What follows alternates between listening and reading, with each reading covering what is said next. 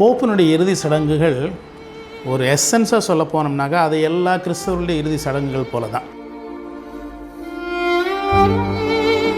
இவர் விருப்பப்பட்டே மிக மிக எளிமையாக இருக்க வேண்டும் என்று ஒரே சவப்பெட்டியில் நீங்கள் வைத்தால் போதும்.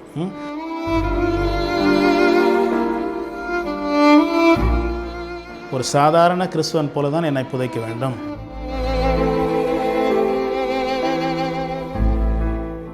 வத்திக்கானில் புதைக்கிறதுக்கு பதிலாக மேரி மேஜர் அப்படின்னு ஒரு பெரிய மரியன்னை பசிலிக்கா அங்கே இருக்குது, அங்கே தான் புதைக்க வேண்டும். ஏன்னா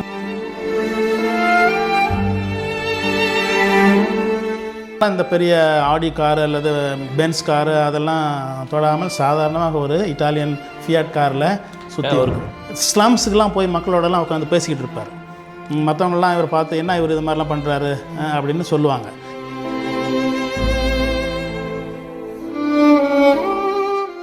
இறைவனிடம் சென்று சேருவது தான் நம்முடைய வாழ்க்கையின் நோக்கமே என்பதற்கு முன்னோடியாக எடுத்துக்காட்டாக இருந்தவர் தான் நம்முடைய போப்பாண்டவர்.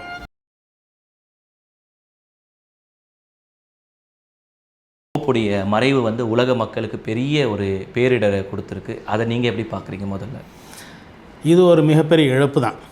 இருந்த போதிலும் நான் இதை எப்படி பார்க்குறேன்னா, இது இன்னொரு சந்தோஷமான ஆண்டவருடைய உயிர்ப்போடு சேர்த்து இது இன்னொரு சந்தோஷமான ஒரு நிகழ்வாக நான் அதை பார்க்குறேன். நீங்கள் நினைக்கலாம், என்னடா வரவங்கெல்லாம் அழுதுகிட்டு இருக்க போகிற நீ சந்தோஷம்னு சொல்கிறீங்களே அப்படின்னு. இறுதியில் இறைவனிடம் சென்று சேருவது தான் நம்முடைய வாழ்க்கையின் நோக்கமே என்பதற்கு முன்னோடியாக எடுத்துக்காட்டாக இருந்தவர் தான் நம்முடைய போப்பாண்டவர். அதனால் ஆண்டவர் உயிர் தெழுந்து இறைவனோடு மீண்டும் சேர்ந்த அந்த விழாவில் இவரும் அவரோடு சேர்ந்து உயிர்ப்பு விழாவை கொண்டாடுவதற்காக விண்ணகம் சென்றிருக்கிறார் என்று நினைத்து மகிழ்ச்சி அடைகிறேன் நான் பர்டிகுலர்லி. அதே நேரத்தில் ஏன்னா இவருடைய வாழ்க்கை 88 ஆண்டுகளாக இறைவனால் ஆசீர்வதிக்கப்பட்டு அவரால் உலகம் ஆசீர்வதிக்கப்பட்டதுனால அந்த வாழ்க்கை கொண்டாடப்பட வேண்டிய ஒன்று. நாம் வருத்தப்பட்டாலும் கூட ஆனால் அவருடைய அந்த பெரிய கொடையை நாம் நினைத்து கடவுளுக்கு நன்றி சொல்கின்ற நாள் என்றும் நான் நினைக்கிறேன். போப்பினுடைய இறுதி சடங்குகள் ஒரு எசன்ஸாக சொல்ல போனோம்னாக்கா அது எல்லா கிறிஸ்தவர்களுடைய இறுதி சடங்குகள் போல தான். அவருக்கு கொஞ்சம் அதிகமாக மரியாதை இதெல்லாம் கொடுக்கணும். அதனால் நம்ம நிறைய பேர் வர்றதுனால அவங்களுக்கு டைம் கொடுத்து செய்யணுங்கிறதுனால கொஞ்சம் ஸ்பெஷலாக இருக்குமே ஒழிய அவருக்கென்று தனிப்பட்ட வேற ஒரு அருட்சாதனம்லாம் கிடையாது. அவர் இறப்பிலும் பிறப்பிலும் சரி கிறிஸ்தவர்கள் எல்லோரும் சமமாகத்தான் நடத்தப்படுகிறார்கள். உலகத் தலைவர்கள் எல்லாம் பல பேர் போவாங்க அவருடைய இறப்புக்கு. அவருடைய உடல் இருக்கும்பொழுது போய் மரியாதை செய்வாங்க. அதன் பிறகு அவர்கள் பொதுவாக அந்த பெட்டியில் வைத்து மூடிவிட்டு சவப்பெட்டியை மட்டும்தான் கடைசி ஊர்வலத்திற்கு கொண்டு வருவார்கள். போன முறையும் அது மாதிரி தான் நடந்துச்சு. 2 போப்பாண்டவர்களுக்கும் அது மாதிரி தான் நடந்துச்சு. அதனால் இவரும் அதை தான் வேணும் அப்படின்னு சொல்லியிருக்கிறாரு.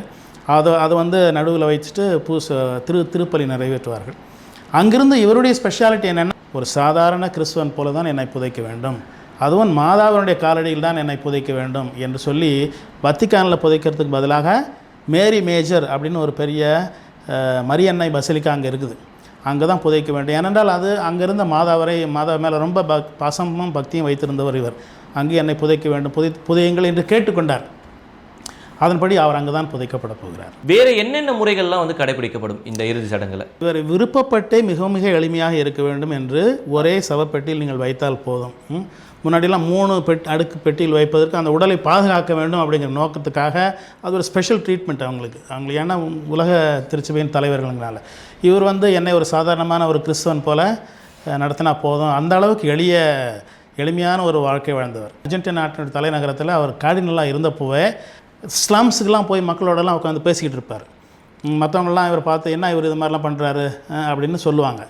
போப்பாண்டவர் ஆன அன்னைக்கே அவரே போய் கடையில் நின்று எனக்கு இது வேணும் அது வேணும் அப்படின்னு சொல்லி அவருக்கு தேவையான சில பொருட்கள்லாம் வாங்கிக்கிட்டு அவர் போனவர். அவர் பையெல்லாம் கையை யாரும் தூக்கிட்டு வர வேண்டாம், நானே தூக்கிட்டு போகிறேன் அப்படின்னு அவரே தன்னுடைய பையெல்லாம் எடுத்துகிட்டு போனவர். பெரிய வத்திக்கான் மாளிகை, போப்பாண்டவருடைய மாளிகை, அது அங்கே நான் தங்கிறதுக்கு நான் விருப்பப்படலை அப்படின்னு சொல்லி ஒரு சாந்தா மார்த்தா அப்படின்னு ஒரு ரெசிடென்ஸ் அங்கே இருக்குது வாட்டிக்கன் சிட்டிக்குள்ளே. சிம்பிளாக பிஷப்ஸு இப்போ மற்ற ஆட்கள்லாம் போனால் தங்குற ஒரு பெரிய வீடு, விடுது மாதிரின்னு வச்சுக்குமே. அதிலே 2-3 அறை எனக்கு ஒதுக்கி கொடுங்க, நான் அங்கேயே தங்கிக்கிறேன் அப்படின்னு சொல்லி வாழ்நாள் முழுவதும் எளிமையாக வாழ்ந்து வருவேன். கார்லாம் இந்த பெரிய ஆடி காரு அல்லது பென்ஸ் காரு அதெல்லாம் தொடாமல் சாதாரணமாக ஒரு இட்டாலியன் ஃபியாட் காரில் சுற்றி ஒரு பரிசளிக்கப்பட்ட லெம்போர்கினி காரை கூட கொடுத்தவங்களுக்கு மற்றவங்களுக்கு திரும்பி கொடுத்தவர் ஃபாதர். மோதிரங்கள் உடைக்கப்படும் அப்படின்னு சொல்லியிருக்காங்களா, அது என்ன சடங்கு ஃபாதர்? அது மோதிரம் வந்து நம்ம கல்யாணத்தில் ஆணுக்கு ஒரு மோதிரம் போடுறாங்க. அதனுடைய அர்த்தம் என்னன்னாக்கா அவர் வந்து இந்த குடும்பத்திற்கு அர்ப்பணிக்கப்பட்டவர் என்பதனுடைய ஒரு சின்னம். பொதுவாகவே ஒரு போப் தங்கக்கூடிய இடம் எப்படி இருக்கும் ஃபாதர்? ஒரு நல்ல பெரிய அரண்மனை, பெரிய அரண்மனை, ரூம்ஸ்லாம் பெருசாக இருக்கும், டெக்கரேஷன்ஸ்லாம் இருக்கும். அந்த காலத்து போப்ஸ்லாம் பெரிய ஆர்டிஸ்ட்ஸ், இந்த லியோனார்டோ த வின்சி அல்லது பெர்னினி, மைக்கேல் ஆஞ்சலோ, இது மாதிரி ஆட்களெல்லாம் கூப்பிட்டு அவங்களுடைய அறைகளில் ரூஃபு அல்லது செவட்டெல்லாம் படங்கள்லாம் வரைய. அதான் அந்த ஃபேமஸ் சிஸ்டைன் சாப்பிள் வந்து ஒரு ஜுவல்னு சொல்லலாம். அதுக்கு விலைலாம் கொடுத்து வாங்க முடியாது. அதெல்லாம் இந்த அவ்வளோ உலக பிரசித்தி பெற்ற போப்பாண்டவருடைய எலெக்ஷனே அந்த இடத்துல தான் நடக்கும். அதனால் ரொம்ப ஒரு ஆடம்பரம் மிக்க ஒரு இடங்கள்னு வச்சுக்கோமே. அங்கே தான் பொதுவாக போப்பாண்டவர்கள் இருக்கணும் அப்படின்னு ஒரு இது. ஆனால் இவர் வந்து அந்த மாதிரி அவ்வளோ பெரிய ஆஃபீஸ்லாம் இருந்து ஏன்னா என்னுடைய திருச்சபை ஏழை திருச்சபையாகவும் ஏழைகளுக்கு மிகவும் அருகில் இருக்கிற திருச்சபையாகவும் இருக்க நான் விரும்புகிறேன். அதனால் நானே ஒரு பெரிய மாளிகையில் வாழறது எனக்கு பிடிக்கல அப்படின்னு சொல்லிட்டு அவர் ஒரு சாதாரண ஒரு கட்டிடத்துக்கு வந்து அங்கே வாழ்ந்து கொண்டிருந்தார்.